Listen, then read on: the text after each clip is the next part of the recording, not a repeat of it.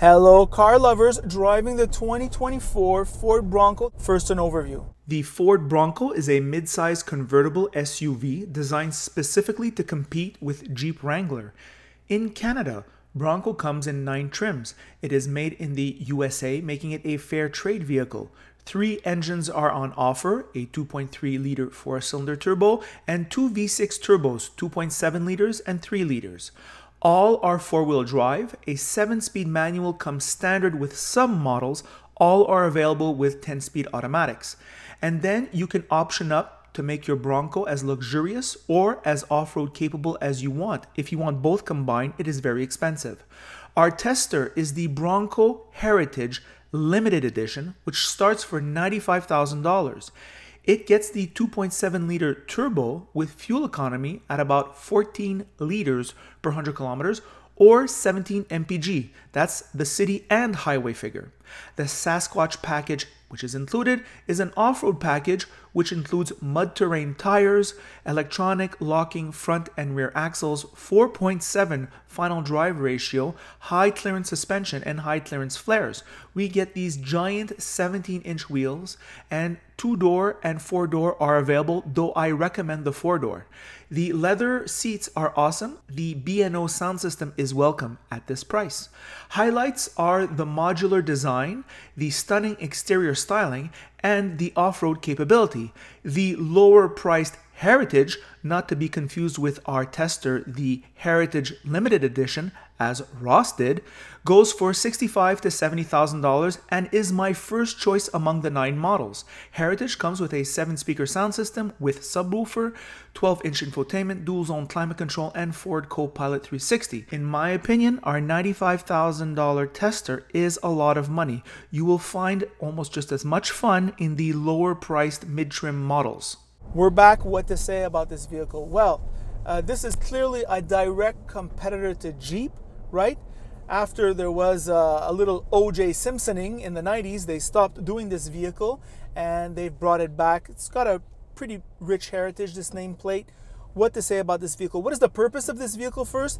Well, this is a niche vehicle that is designed for, it's modular. You can take down the doors, the roof, and have a Jeep-like experience, an off-road experience. It is not designed for the highway.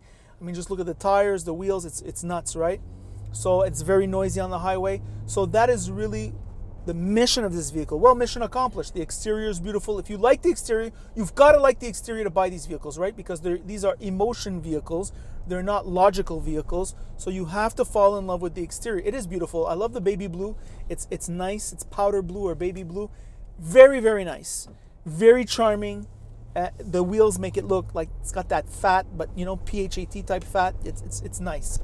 On the inside, well, and the inside, it's a very nice surprise. First, we'll start with this visibility. I think the visibility is freaking awesome for this type of vehicle, especially the rear 3/4 is very good. Nice big windows, and that's what I have to say about the visibility. The ride, I find the ride is rough. Ross likes it a little bit more than I do. I think when you hit bumps, you're feeling it. There's a stiffness to it when you hit the big bumps, and it's not wallowy at all. So that's the drive experience. Look, I can feel it right now. Boom, boom, boom. So that's the suspension. The engine transmission is more than enough. Great engine, very snappy response. I mean, for a turbocharged engine, this is super snappy. Same thing for the transmission, very good. In fact, here you have got like these drive modes, the GOAT, but it's not greatest of all time. I think it's something all-terrain, good all-terrain or something like that. Or I'll put it up here what it exactly means. So this is that. You have auxiliary buttons here, and then here you have different selectors here for the transmission. So this is wonderful. I mean, rather I should say perhaps the drive wheels. So this is wonderful. It feels, it's got kind of like this avionics type of feel here, up here. Infotainment huge with large in-screen buttons. Of course, navigation is not functioning correctly. Please visit your dealer for service. I don't know what could possibly be wrong with the navigation. However, in terms of all the other things, easy to use, nice bright screen, I love the Ford infotainment. It's very good. The climate control is all set. You can set these with the buttons, right? So you can use your muscle memory. You don't have to take your eyes off the road, which is really nice. Digital dash is very nice, simplistic, and I think it does the job. It's cute. It's very nice.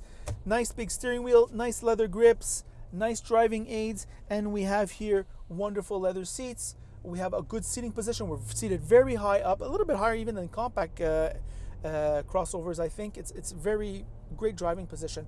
Lots of room in front. Lots of room in front for Ross. Here, I'm not rubbing elbows with Ross. It's not crazy room, but I mean, we're not rubbing elbows. Sitting behind myself, getting back there with a 2-door is a mess. So a 4-door is available. Decent room in back. I had plenty of room for myself. That's very nice. It's not a full-size SUV back there, but it is comfy for the short stint. The rear seat is a little bit vertical if you want the backrest. So this is a very niche vehicle. It's a second vehicle in my book, and it's a lot of fun to drive. This snappy response, a little bit different from the Jeep product. It's a very snappy interfaces. The gas, the brakes, the steering wheel. This is all very snappy. The suspension, taut. So that's my description of the Ford Bronco. So just an FYI, because it gets a little confusing. I know I got confusing. The Bronco Sport is more the competitor to the HRV in terms of size, in terms of purpose. It's an urban vehicle. It's not really off-road. Where this is more just Bronco is more the competitor to the full Jeep Wrangler, let's say. All right. So this is very, very purposely built for the off-road, like serious build. And those are the differences. This vehicle, of course, you're not going to want stellar fuel economy. That's not what it's for, and that's what I have to say about that. So those are pretty much my thoughts on the Ford Bronco. I think it's certainly recommendable on the lease. Long-term purchase, I don't know the reliability of this vehicle. What is it? I don't know. You read things online, and it's not always reassuring. However, you know what you do in those times. You lease, and at the end, if you haven't any problems with it, you're probably good. And that's probably how I would approach this vehicle. And those are my thoughts on the very good Ford Bronco Heritage Edition. By the way, you have 9 versions, so you can really personalize this to your heart's content. And that is the review. By the way, if you like this video, like it. If you don't like it, don't like it. And if you really like it, well then, of course, you should subscribe. And that is it.